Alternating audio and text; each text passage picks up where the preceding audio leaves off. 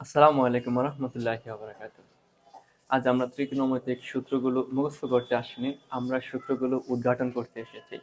কিভাবে চিত্রের মধ্য থেকে আমার সূত্রগুলো উদ্ভাবিত হয়, আজ আমরা সেটা দেখব।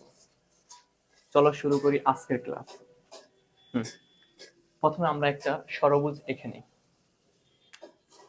ঠিক আছে?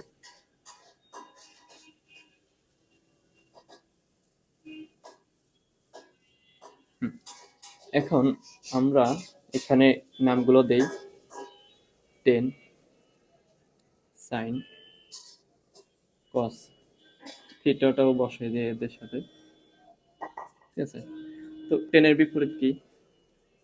কট, না? কট থিটা। সাইন থিটার বিপরীত কোসেক থিটা, ঠিক আছে? কজের বিপরীত সেক থিটা,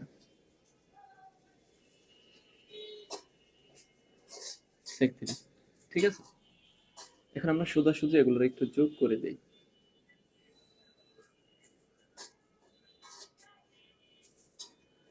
মাঝে একটা ওয়ানও দেই।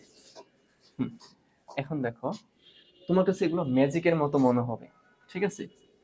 আচ্ছা, আমরা যদি তাহলে নামটা ম্যাজিকই দেই, তাহলে ম্যাজিক নাম্বার ওয়ান। যখন আমরা পাশাপাশি যোগ করব, কি করবো? পাশাপাশি যোগ করব।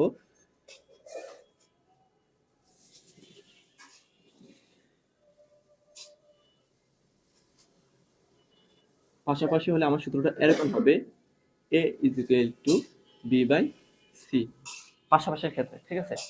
এখন তুমি যদি ঘড়ির কাঁটার দিকে চিন্তা করো সূত্রগুলোকে, ঘড়ির কাঁটার দিকে, তাহলে তুমি যদি টেন থিটা চিন্তা করো, তাহলে আমরা এই সূত্রের অনুযায়ী আমরা লিখতে পারি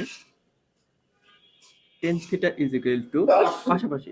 তাহলে দেখো ঘড়ির কাঁটার দিকে চিন্তা করো, সাইন থিটা, উপরে কি বি এর মান কত? সাইন থিটা, নিচে কস থিটা, ঠিক আছে? আমরা একটা সূত্র পেয়ে গেলাম, মনে পড়ে? নিশ্চয়ই তুমি মুখস্থ করছো আগে। এখন দেখো, পরে তুমি যদি তুমি যার যাকে নিয়ে চিন্তা করো, তখনই তোমার এইটা সূত্র আসবেই, কোনো সীমাবদ্ধতা নেই, প্রত্যেকটা তুমি সূত্র পাইবা। তুমি শুধু ঘড়ির কাঁটার দিকেও না, তুমি যদি ঘড়ির কাঁটার বিপরীত দিকেও চিন্তা করো, তাও সূত্র পাইবা। তুমি যদি এখন এটা একটু চিন্তা করো, cot theta is equal to, তাহলে বিপরীত দিকে চিন্তা করো, cos theta by sine theta, ঠিক আছে? তুমি যদি এটার জন্য চিন্তা করো, ঠিক আছে, এদিকে চিন্তা করো, তাহলে sec theta is equal to tan theta by sine theta. তুমি যদি এটা তো ঘড়ির কাঁটার দিকে চিন্তা করছি, এখন বিপরীত দিকে চিন্তা করো, তাহলে তুমি এটাও লিখতে পারো,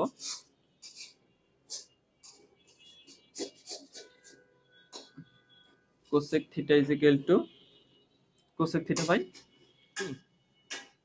cot থিটা, ঠিক আছে? কত সুন্দর না, ইজি না? আমি ধরলে এই সূত্র চলে আসে। তুমি যেটা ধরে চিন্তা করো, যে দিকে চিন্তা করো, প্রত্যেকটার ক্ষেত্রে তুমি সূত্র আসবে, প্রত্যেকটাই তুমি। হ্যাঁ, এখন এটা একটা ম্যাজিক গেল। তুমি যদি আরেকটা চিন্তা করো, দেখো ম্যাজিক নাম্বার তুমি যদি টু চিন্তা করো, হ্যাঁ, এখন এটা তো আমরা পাশাপাশি গেছি, এখন যদি তুমি সোজাসুজি যাও, ঠিক আছে? মনে করো এখান থেকে এদিকে, এখান থেকে এখানে, এখান থেকে এখানে, ঠিক আছে? এখন যদি আমরা যাই, তখন কি হয়? তখন সূত্র এটার মতন, কি হবে? A is equal to B by C, ঠিক আছে? এখন যাব কই? সোজাসুজি।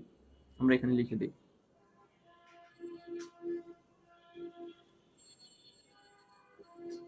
সোজাসুজি, ঠিক আছে? সোজাসুজি যদি তুমি যাও, তাহলে দেখো A is equal to B by C. এখন তুমি এখানে একটা চিন্তা করো, টেন থিটা যদি তুমি চিন্তা করো, tan theta is equal to কি? ওয়ান বাই কট থিটা, কি? One by cot theta. তারপরে তুমি কস থিটা যদি চিন্তা করো,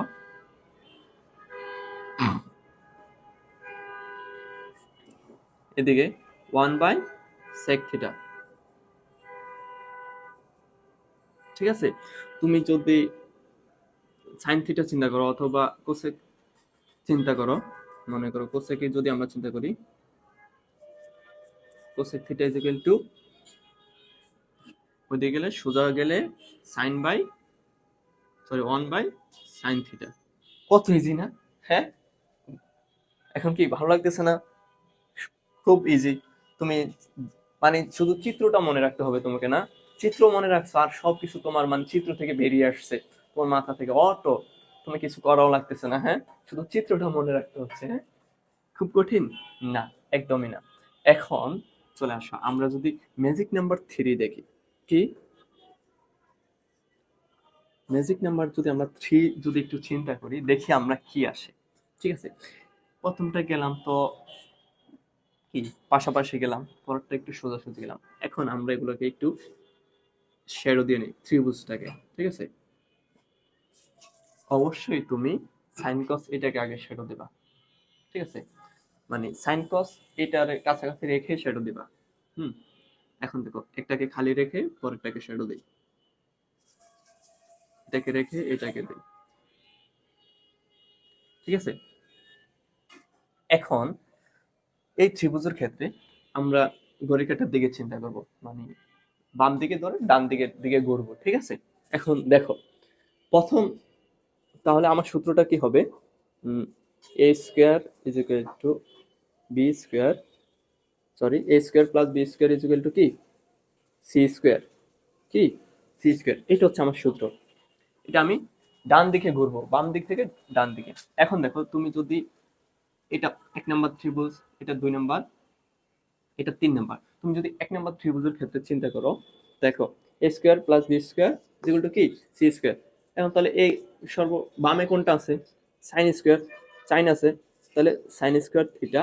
তারপরে আছে কি ডান দিকে যদি আমরা করি কজ স্কোয়ার থিটা, কি cos square theta is equal to কি, তারপরে এই ত্রিভুজের এই এই কর্নারতে কি আছে? এই কর্নারে 1 আছে, তাহলে 1 স্কোয়ার, 1 স্কোয়ার করলে কি 1ই তো।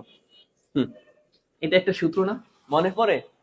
হ্যাঁ, কি থেকে কি চলে আসছে আমরা, এগুলো আগে মুখস্থ করছো না, এখন থেকে মুখস্থ করতে হবে না। চিত্রটা তোমার মনে রাখতে হবে, বাকি সব অটো তোমার মাথা থেকে বের হবে। ঠিক আছে, তোমাকে কিচ্ছু করতে হবে না, তুমি শুধু চিত্রটা মনে রাখবা। এখন দেখো আমরা যদি পরের ত্রিভুজে যাই, এই ত্রিভুজের যদি আমরা চিন্তা করি, তাহলে দেখো এই পাশে কি আছে? 1 আছে, আমার 1 দিয়ে শুরু, বাম সর্ববামে, সর্ববামের কর্নারে কি আছে? 1 আছে, তাহলে 1 দিয়ে শুরু, আমরা ডানের দিকে ঘুরবো। তুমি যদি পরেরটাতে দেখো তাহলে কি হয়? 1 স্কোয়ার তো 1ই, হ্যাঁ। তারপরে কি কট,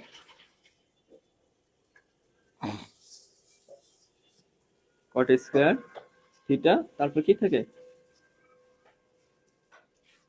কোসেক স্কোয়ার। ঠিক আছে, এটা আরেকটা সূত্র। হ্যাঁ, মনে পড়ে না? হ্যাঁ, এবার যদি তুমি এটার ক্ষেত্রে তাকাও, তুমি এগুলাকে স্থানান্তর করে পক্ষান্তর করে অনেক এগুলা থেকে অনেক কিছুই বের করতে পারবা। ঠিক আছে, ওটা তুমি করে নিও, আমরা এখন মেন সূত্রগুলো রেখে দিচ্ছি। হ্যাঁ, তারপরে যদি তুমি এটার দিকে একটু তাকাও 3 নম্বর ত্রিভুজের দিকে, তাহলে আমরা কি পাই? Tan square theta plus 1 is equal to কি sec theta, sec square theta, কি সেক স্কোয়ার থিটা। কত ইজি না? হ্যাঁ, কত সুন্দর, কত মজার একটা বিষয়। হ্যাঁ, আর এতদিন আমরা মুখস্থ করছি, আর মানে ত্রিকোণমিতি এটা আসলেই কত সূত্র মাথার ভিতরে হিজিবিজি হিজিবিজি করতেছে। এখন যদি তুমি এটা মনে রাখো, সূত্রগুলো আর মুখস্থ করতে হবে তোমার কাছে হিজিবিজি হিজিবিজি লাগবে? লাগবে না, একদমই লাগবে না তোমার কাছে। মানে খুব, এটা এখন খুব মজার একটা সাবজেক্ট হয়ে যাবে তোমার, তুমি যদি এগুলো মনে রাখতে পারো। ধন্যবাদ সবাইকে, আমরা ফিরছি অন্য কোনো ক্লাসে। আসসালামু আলাইকুম ওয়া রাহমাতুল্লাহি ওয়া বারাকাতুহু।